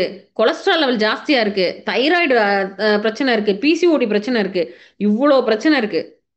பூண்ட பெருசா எதுவுமே பண்ண வேண்டாம். வெறும் இரும்பு சட்டியில போட்டு நல்லா எண்ணெயெல்லாம் தேவையில்ல. வெறும் பூண்ட இரும்பு கடாயில போட்டு நல்லா வறுத்துறது. தோலோட. பல்லாக பீத்து தோலோட வறுத்துறது. தோல் நல்லா கருகிரும். கருகுன உடனே உள்ள எடுத்து அந்த பூண்ட சாப்பிட்டு பார்த்தோம்னா நல்லா வெந்திருக்கும். மிஞ்சி போனா உங்களோட உடல் தன்மைய பொறுத்து பித்த உடம்புனா 2 பூண்டுக்கு மேல தாங்காது. வயிறு ஃபுல்லா ட்ராக் முழுக்க புண்ணாயிரும். வாத உடம்புனா ஒரு 5லேருந்து 7 பல் பூண்டு எடுத்துக்கலாம். நல்ல கப உடம்பு அப்படின்னா சாதாரணமாக 10லிருந்து 15 பல் பூண்ட சாயங்காலம் சாயங்காலம் ஸ்நாக்ஸ் மாதிரி நல்லா பூண்டு எடுத்து நல்லா அந்த வறுத்த பூண்டு எடுத்து மென்னு சாப்பிட்டு அது ஏதேனும் வயிற்றெரிச்சல் நெஞ்செரிச்சலை உருவாக்கினா ஒரு சிப்பு கொஞ்சம் மட்டும் ஒரு மடக்கு மட்டும் பால் ஒரு ஒரு மிடரு மட்டும் கொஞ்சம் மட்டும் பால் பசும்பால் எடுத்துக்கிட்டோம்னா இந்த பூண்டை போல மன அழுத்தத்தை விட்டு ஒருத்தரை சரி பண்றதற்கு பெண்களுக்கான ஒரு அருமருந்து எதுவுமே கிடையாது. அப்படி எவ்வளவு டிப்ரெஷன். எப்பவுமே என் பொண்ணு டிப்ரெஷன்ல இருக்கா. தைராய்டு இருக்கு, பிசிஓடி இருக்கு, ஹார்மோன் இம்பேலன்ஸ் இருக்கு. அவளை டிப்ரெஷனை விட்டு வெளியே எடுக்க முடியல. ரொம்ப மன அழுத்தத்துல கண்டபடி ஓவர் ஈட்டிங், அதிகமான உணவு எடுத்துக்கொள்ளக்கூடிய ஹேபிட் வந்துருச்சு. பூண்டை இன்சர்ட் பண்ணி விட்டீங்கன்னா படிப்படியா அந்த ஓவர் ஈட்டிங் மாறும், டிப்ரெஷன் மாறும், மன அழுத்தம் மாறும், அதிகமான எடை அதிகமா இருக்குது மாறும். இப்ப ஏன்னா பூண்டுல இருக்கக்கூடியது கந்தகச்சத்து. பெண்களுக்கு கருப்பை நலத்துக்கு தேவையானது இந்த கந்தகச்சத்து. இப்ப ரொம்ப சிம்பிளான மெத்தட் எண்ணெய் குளியல். ரொம்ப ரொம்ப சிம்பிளா எண்ணெயை பயன்படுத்துவது, நல்லெண்ணெய் முறையா பயன்படுத்துறது. அதை விட ரொம்ப எளிமையா பூண்டு. இப்போ இத பத்தின நாலேஜ் எல்லாம் நம்மளுக்கு இல்ல. இத எடுத்துக்கிட்டா இது சரியாகும். ஒரு டிப்ரஷன்ல இருக்காங்க. உடனே என்ன பண்ணுவோம்? ஒரு சைக்கியாட்ரிஸ்ட்ட கூட்டிட்டு போயி, அவங்களுக்கு பல்வேறு விதமான கவுன்சிலிங் குடுத்து, பல்வேறு விதமா அவங்கள அத விட்டு வெளிய எடுக்கிறதுக்கு முயற்சி பண்ணி, அவங்களுக்கு அ மன அழுத்தம் குறைவதற்கான மருந்து மாத்திரைகள குடுத்து, இவ்வளவு போராட்டத்துக்கு பதிலா ரொம்ப எளிமையா 2டே விஷயம் செய்யலாம். எண்ணெய் குளியல், பூண்ட முறையா உட்கொள்ளுதல். சரி பூண்டு அப்படி எடுக்க மாட்டாங்க. வாரத்துக்கு 2 நாள், 3 நாள் பூண்டு குழம்பு வச்சிட வேண்டியதுதான். பூண்ட எந்த விதத்திலாவது பூண்ட ஊறுகாய் செய்து அந்த ஊறுகாய் வீட்ல ரெகுலரா பயன்படுத்த செய்துக்கலாம். அல்லது எல்லா உணவுலையும் பூண்டு அதிகமா சேர்த்துக்கலாம். இப்ப நம்ம ஏதேனும் ஒரு பொரியல் வைக்கிறோம் அப்படின்னா, அதுல தேங்காயோடு சேர்த்து பூண்ட அரைச்சு கடைசியில வதக்குறதுக்கு பயன்படுத்திக்கலாம். இப்படியாக பூண்ட எவ்வளவுக்கு எவ்வளோ பெண்கள் பயன்படுத்துறாங்களோ, அவ்வளவுக்கு அவ்வளவு பெண்களுக்கு கப உடம்பு, வாத உடம்பு சார்ந்த பெண்களுக்கு மூட் ஸ்விங்ஸ் கிடையாது. கடுமையான டிப்ரெஷன் கிடையாது. மன அழுத்தத்துக்குள்ள போய் அதிகப்படியான ஓவர் ஈட்டிங்கை விட்டு பெண்கள் வெளிவர முடியும். இப்ப ஒரு 90 கிலோ 100 கிலோக்கு தாண்டி போயிட்டாங்க. ஃபுட் என்னால சாப்பிட்றத கண்ட்ரோலே பண்ண முடியல. கடுமையான மன அழுத்தம் இருக்கு அப்படின்னா, பெண்களுக்கு கருப்பை சார்ந்த நலத்துல ஆரம்பத்துல இருந்தே, வயதுக்கு வந்ததுல இருந்தே நம்ம எடுத்துக்கொள்ள வேண்டிய ஒரு முக்கியமான விஷயம் பூண்டு. ஏதேனும் ஒரு ட்ரீட்மெண்ட் எடுத்து நம்ம குழந்தையின்மைக்கான ஏதோ ஒரு ட்ரீட்மெண்ட் எடுத்துக்கிட்டு இருக்கீங்க அப்படின்னா, பூண்ட எந்த விதத்துல சேர்த்தாலும் அது என்ன பண்ணும் அப்படின்னா, கருமுட்டை முழுமையாக மெச்சூர் ஆகுறதுக்கு அது உதவி பண்ணும்.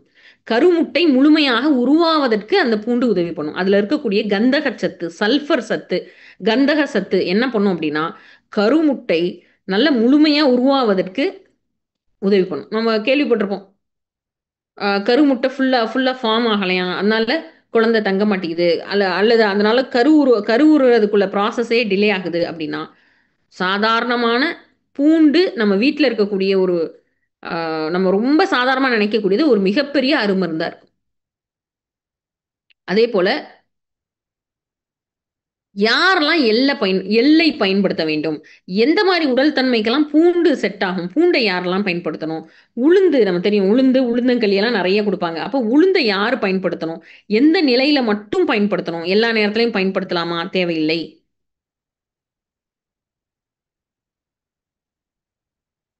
நீங்க நான்வெஜ் எடுத்து அதுல கிடைக்கக்கூடிய புரோட்டீனை விட அதிகமான அளவு புரோட்டீன் எதுல கிடைக்கும் அப்படின்னா கருப்பு உளுந்த பயன்படுத்தல கிடைக்கும். பெண்களுடைய இடுப்பு பகுதிக்கு பலம் எப்படி எதுல இருக்கு அப்படின்னா கருப்பு உளுந்துக்குள்ள முழுக்க முழுக்க இருக்கு. கருப்பு உளுந்த பல்வேறு விதத்துல நம்ம பயன்படுத்துறது மூலமாக பெண்களுடைய கருப்பை நலம். அதே மாதிரி ரொம்ப எளிமை, கன்னி குமரின்னு சொல்லக்கூடிய கற்றாழை, அது எப்படி பயன்படுத்துறது, யார் பயன்படுத்துறது? இந்த கற்றாழை பற்றி பார்த்தீங்க அப்படின்னா, இந்த கற்றாழை ஜாம் வந்து நம்மளுடைய சித்தர் வாழ்வியல்ல செய்ய சொல்லி கொடுத்துருப்போம். எல்லாரும் செஞ்சிருப்பீங்க. இதை பயன்படுத்தியவர்களுடைய அந்த கற்றாழை ஜாம் செய்து பயன்படுத்தியவர்களோட ஃபீட்பேக்ல குழந்தை பிறந்த திருமணமாகி 2 குழந்தை பெற்ற ஒரு 45 வயது பெண்மணி வாழ்க்கையில முதல் தடவையா பீரியட்ஸ் ஃப்ளோ அப்படின்றது, மாதவிடாய் குருதி போக்குன்றது ஒரு சுக அனுபவமாக, ஒரு மன அழுத்தம் இல்லாத ஒரு ரிலாக்ஸ்டா இப்படி கூட இருக்குமா, இவ்வளோ ஃப்ளோ இருக்குமா, இவ்வளோ கிளியரா இருக்குமா அப்படின்றது எனக்கு தெரிந்தது இப்பொழுதுதான் சொல்லியிருக்காங்க. அப்ப கிட்டத்தட்ட 45 வயது வரை, வயதுக்கு வந்ததுலேருந்து 45 வயது வரை மாதவிடாய் அப்படின்றது ஒரு பெரிய வலியான விஷயம், மாதவிடாய்ன்றது ஒரு அடிவயிறு பாரமான விஷயம், மாதவிடாய்ன்றது ஒரு பெரிய தொந்தரவான விஷயமா இருந்தவங்களுக்கு இந்த கற்றாழை சேர்ந்த காம்பினேஷன் இருக்கும்போது அது மிகப்பெரிய ஒரு உதவியா இருந்திருக்கு. சரி,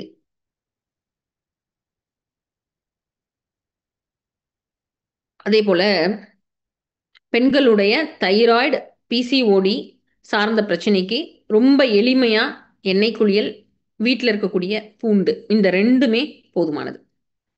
நம்ம அதே போல எண்ணெய் குளியல் பார்க்குறோம், என்னெல்லாம் நோயை சரி பண்ணும் அப்படின்றத பார்த்துட்டு ஆண்களுக்குள்ள கருவுறுதல் சார்ந்த, ஃபெர்டிலிட்டி சார்ந்த ஆண்களுக்கு என்னெல்லாம் பிரச்சனை வரும், ஒரு கரு உருவாகிறதுக்குள்ள என்னெல்லாம் பிரச்சனை ஆண்களுக்கு வரக்கூடியது அப்படின்னு பார்த்தா, ஆண்களுக்கு ஸ்பெர்ம் ப்ரொடக்ஷன், அதாவது விந்தணுக்கள் உற்பத்தியிலேயே பிரச்சனை வரலாம். நம்பர் 1, விந்தணுக்களுடைய அளவு குறையலாம். விந்தணுக்களுடைய அளவு நார்மலா இருந்து விந்தணுக்கள் நீந்தி செல்லக்கூடிய மொட்டிலிட்டின்னு சொல்லுவாங்க, நீந்தி சொல்லக்கூடிய வேகம் குறையலாம். விந்தணுக்களோட உற்பத்தியே குறையலாம். இப்ப இதுக்கெல்லாம் என்ன காரணம்? விந்தணுக்கள் உற்பத்திக்கு என்ன காரணம்? உற்பத்தி குறைவதற்கு என்ன காரணம்? திரும்பவும் நம்மளோட வாழ்வியல்ல நம்ம பிராக்டிஸ் பண்ண என்னதெல்லாம் விட்டுட்டோம்? பெண்கள் வந்து வயதுக்கு வந்ததுல இருந்து பிராக்டிஸ் பண்ணக்கூடிய நிறைய முறைகள் இருக்கு. அதுல நிறைய விஷயங்களை விட்டுட்டோம். அதே போல ஆண்கள் எந்த ஹேபிட் எல்லாம் விட்டுட்டாங்க, எந்த ஹேபிட் எல்லாம் விட்டதால என்ன பிரச்சனை எல்லாம் வருது? குழந்தை பேறு சார்ந்த ஃபெர்டிலிட்டி சென்டர்ஸ் ஏன் இவ்வளவு அதிகமாகுது? அதுவும் மாடர்னான பேர்ல, பேர் மறந்துருச்சு, ஏதோ ஒரு ஐடி கம்பெனி பேர் அப்படின்னு நினைச்சேன் நான். ஆண்களுக்கான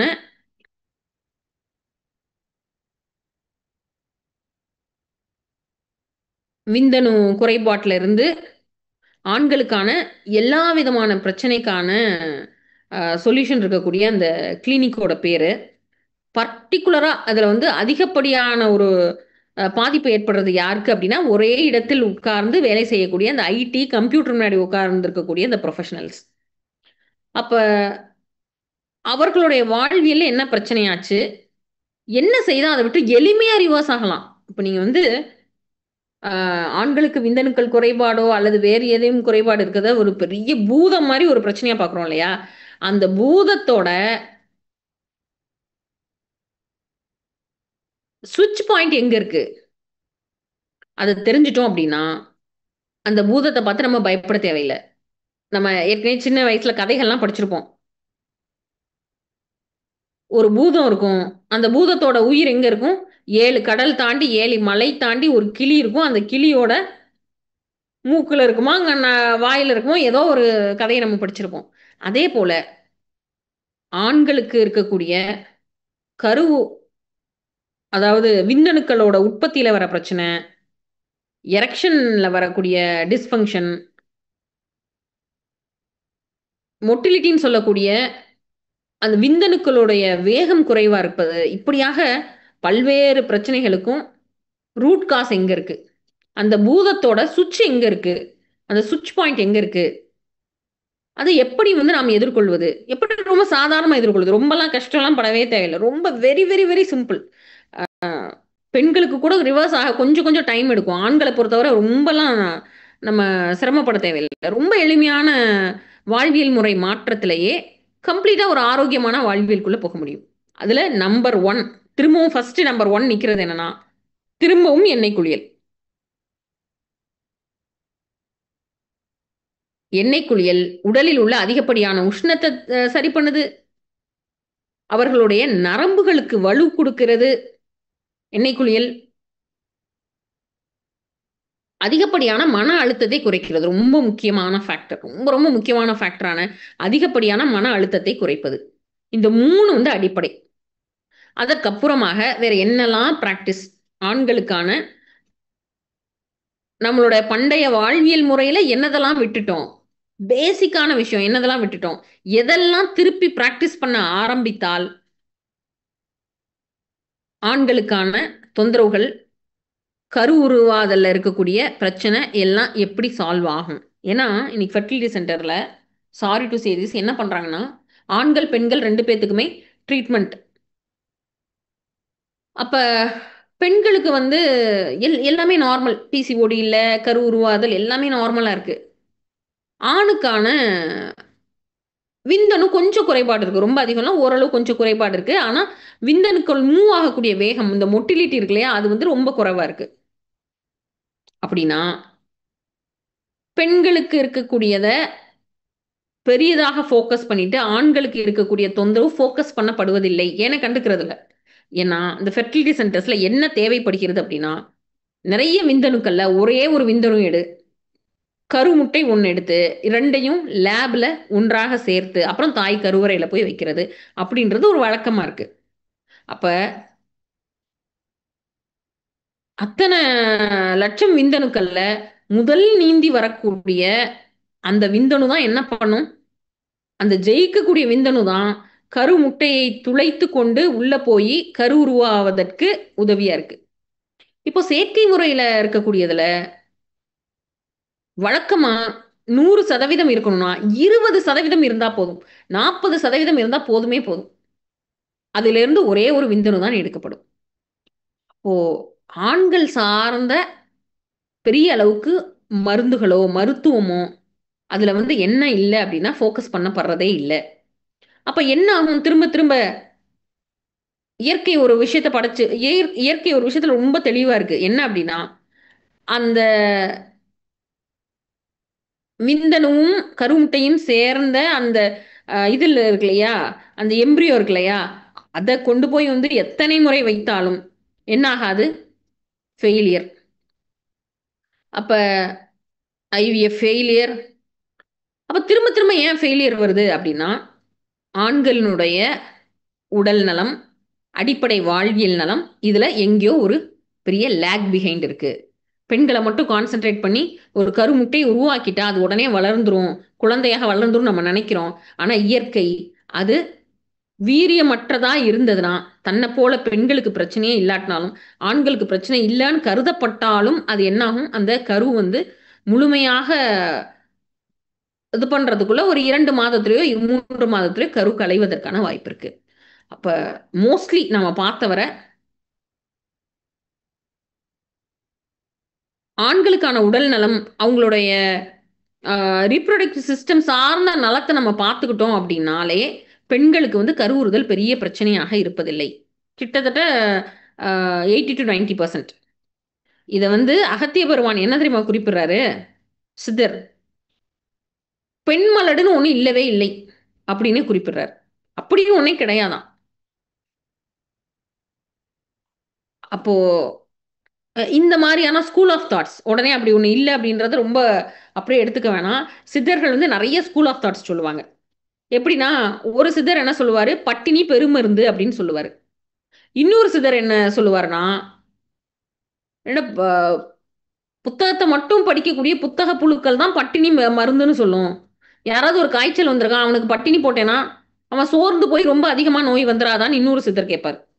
இவர் சாடியே கேட்பார், இவரை திட்டியே கேட்பாரு. ஒருத்தர் பட்டினி தான் பெரிய மருந்துன்னு, இன்னொருத்தர் வந்து பட்டினி போட்டுறாதான்னு சொல்லுவார். நமக்கு இன்னைக்கு இருக்க ஸ்கூல் ஆஃப் தாட்ஸ் மாதிரி சித்தர்களுக்குள்ளேயே நிறைய ஸ்கூல் ஆஃப் தாட்ஸ் இருந்திருக்கிறது. இப்போ அந்த ஸ்கூல் ஆஃப் தாட்ஸ் எங்க சால்வ் ஆகும் அப்படின்னா, திரும்பவும் யாருக்கு பட்டினி போடணும்?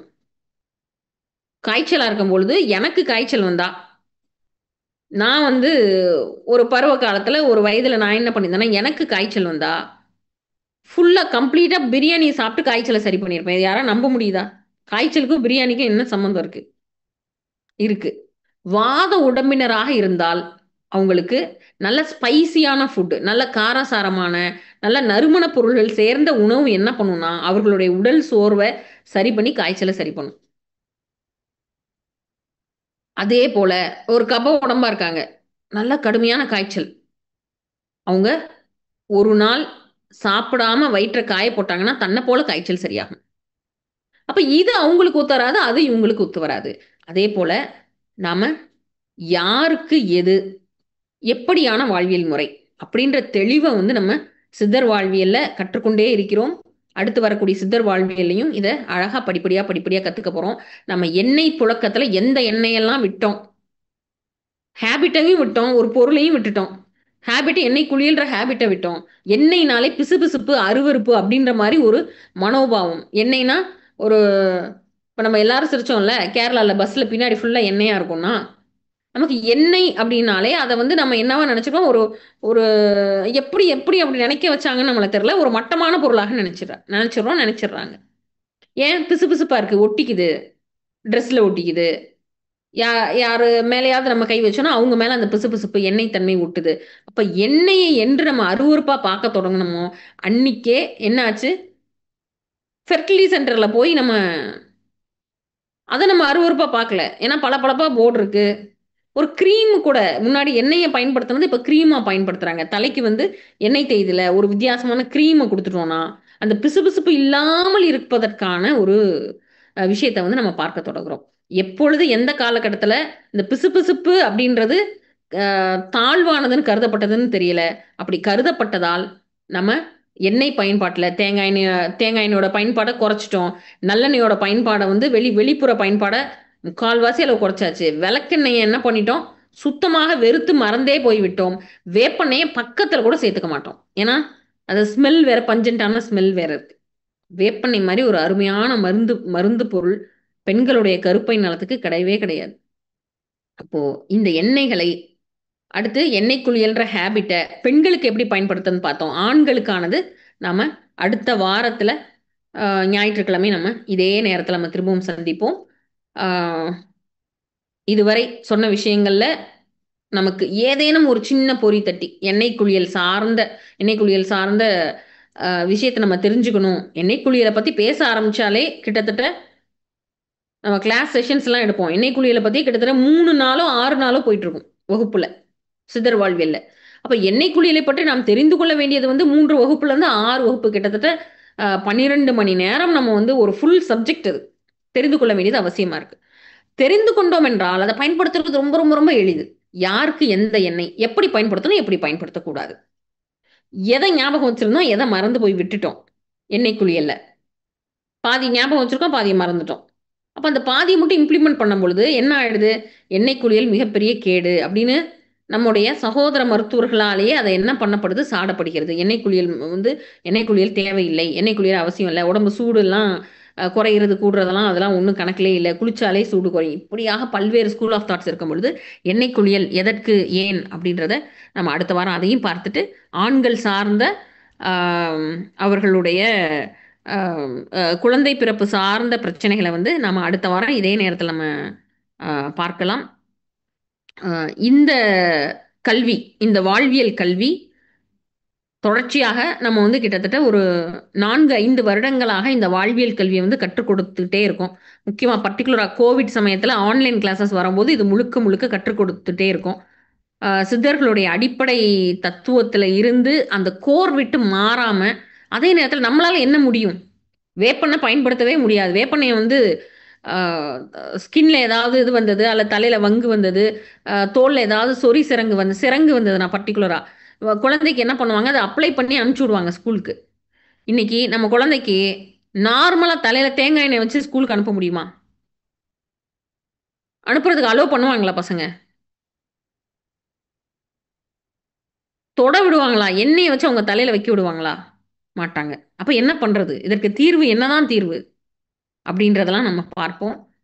நம்மளால என்ன ப்ராக்டிக்கலா இன்னைக்கு முடியுமோ, எதெல்லாம் நம்மள லைஃப்ல வந்து மாற்றங்கள் ஏற்படுத்த முடியும், எல்லாத்தையும் நேரடியா அப்படியே அன்று இருந்த வாழ்வியல்ல இன்னைக்கு நம்ம இம்ப்ளிமெண்ட் பண்ண முடியாது. இப்ப கடந்த ஒரு 2 வாரத்திற்கு முன்னாடி நம்ம வேறு ஒரு ஏதோ ஒரு குழுவினை சேர்ந்தவர்கள் வந்து இயற்கையான பிரசவம் அப்படின்றதுல இது பண்ணியிருந்தாங்க.